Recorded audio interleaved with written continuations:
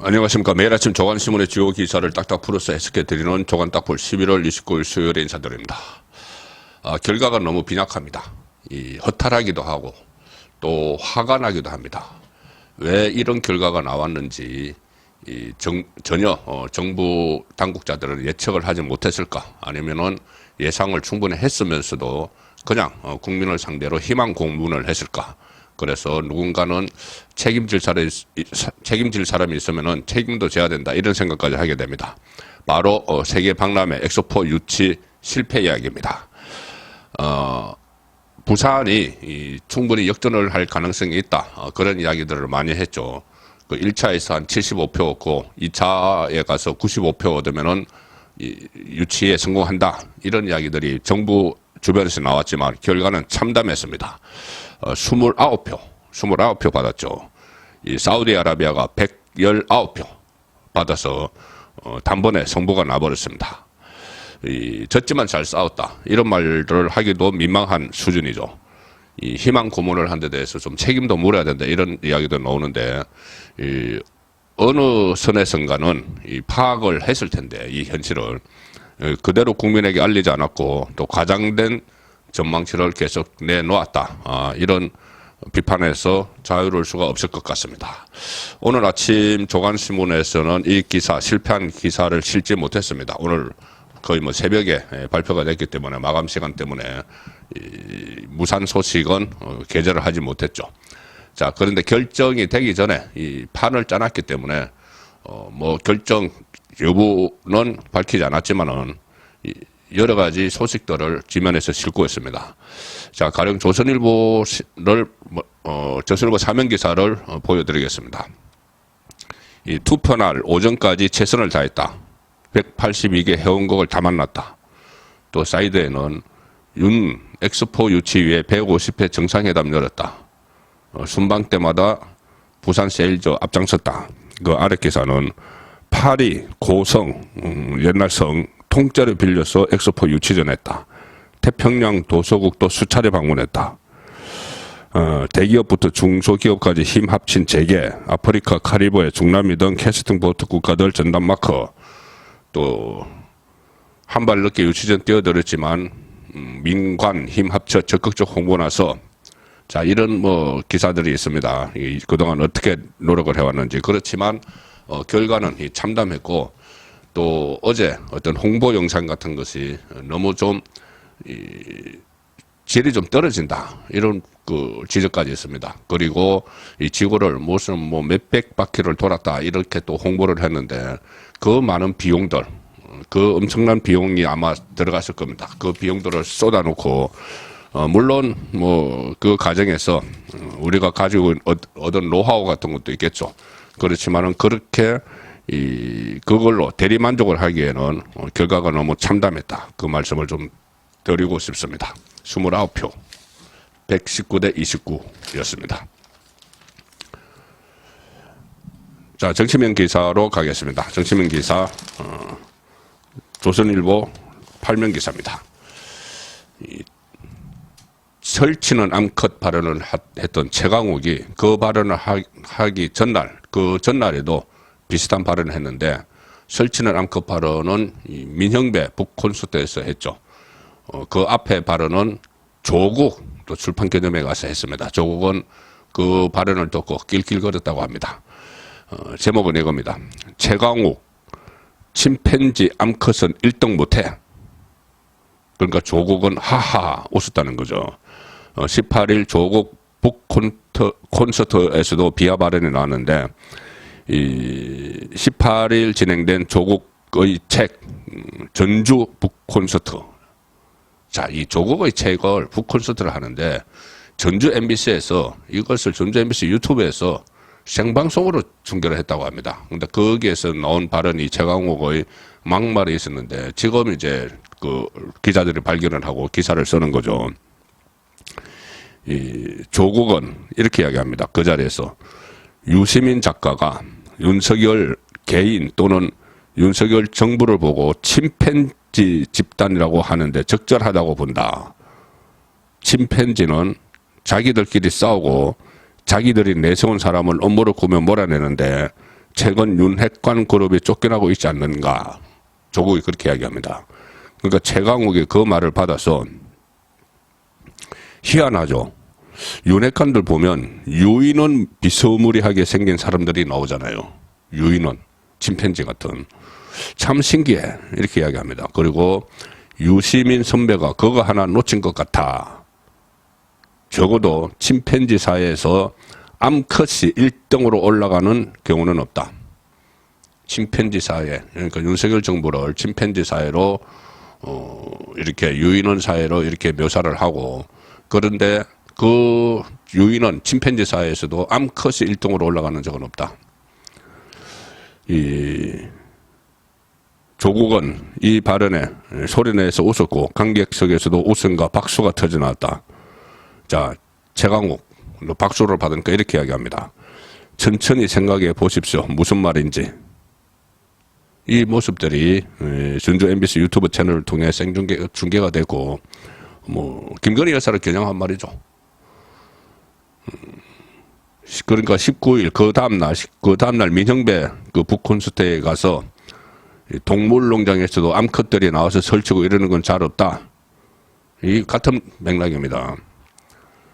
그리고 또 어제는 야권 성향 유튜브 채널에 또 나갔는데, 이 김건희 여사 명품백 그 논란이 있지 않습니까? 그 몰래 카메라로 촬영을 했다는, 어제 제가 전해드린 그것을 거론을 하면서 김건희 명품백이 나보다 뉴스 가치가 떨어지나?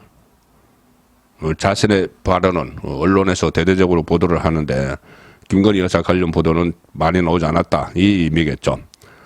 최강욱은 내가 그렇게 빌런인가? 악당 빌런인가? 그래도 언론이 양심은 있어야지. 대통령 부인이 그렇게 했는데 그걸 안 쓰고 너무하잖아. 왜 나만 가지고 그래? 이야기죠. 그런데 최강욱은 이날도 유튜브에 나갔는데 암컷 발언에 대해서 한마디 사과도 하지 않았습니다. 자, 최강욱의 이 침팬지 암컷 발언도 또 새롭게 알려졌습니다.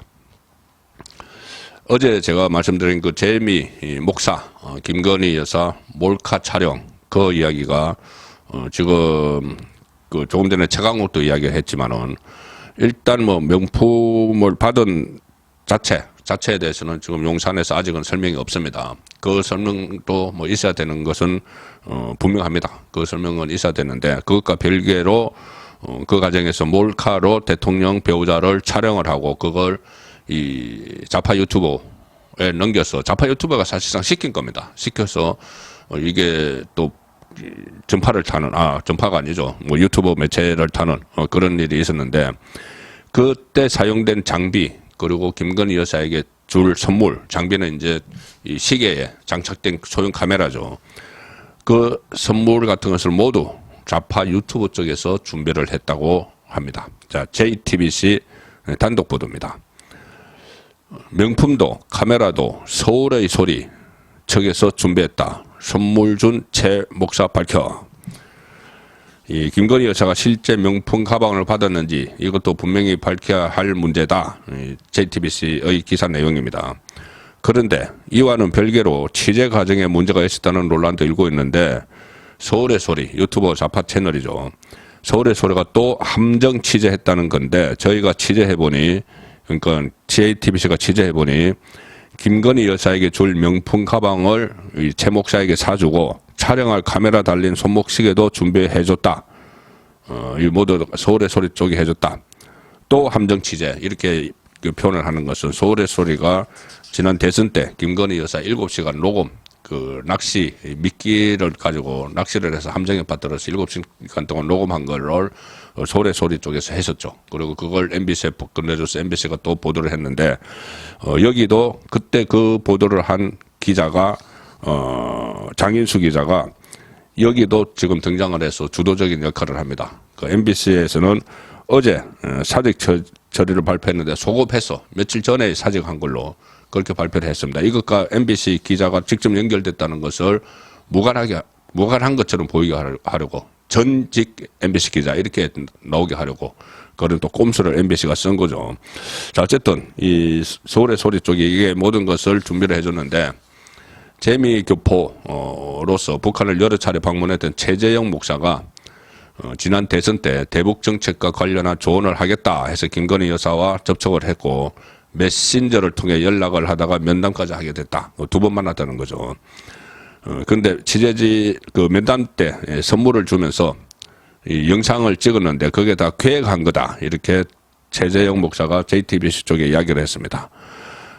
그리고 선물을 준비해 준 게 서울의 소리 쪽이다. 이렇게도 밝혔고 손목시계형 몰래카메라 역시 서울의 소리가 제공한 것이다. 서울의 소리 쪽은 지난 대선 당시 김건희 여사와 7시간의 통화 녹취록을 공개해서 현재 명예훼손 혐의로 소송 중인 곳입니다. 그래서 함정에 빠져서 걸려들게 하기 위해서 미끼를 마련했는데 뭐 300만 원짜리 이 명품 파우치 크리스찬 디오를 이렇게 마련을 해서 또 몰래카메라도 준비를 해서 최재형 목사에게 줘서 만나도록 한 거죠. 최재형 목사는 거기에 놀아난 거죠. 놀아났는지 또 다른 뭔가 있는지 그 부분 앞으로 더 밝혀질 것 같습니다. 자, 민주당 소식입니다. 어제 제가 말씀드린 내용인데 이낙연 신당이 지금 뜰 가능성이 상당히 높습니다. 자, 중앙일보 오면 기사입니다. 이낙연 당 민주주의가 질식하고 있다. 이렇게 이재명을 직격을 했고 그래서 신당 창당 하나 싱크탱크 토론회로 정치 기저귀를 폈다. 리더십 개딸 탓 민주당 죽어간다. 이재명을 직격한 거죠. 가치 품격 잃고 폭력적 운동에 난무한다. 신당 만들 거냐는 질문에는 국가 위해서 할 일을 할 생각이다. 이건 뭐 신당 만들겠다는 이야기입니다. 그리고 뭐 여러 갈래 모색이 이어지고 있다. 이렇게도 이야기를 했고요. 이낙연의 한 척건은 이렇게 말합니다. 이낙연 전 대표는 한 번도 민주당을 탈당한 적이 없다. 그렇지만 연말에는 어떤 방향으로든 결심하게 되지 않겠느냐.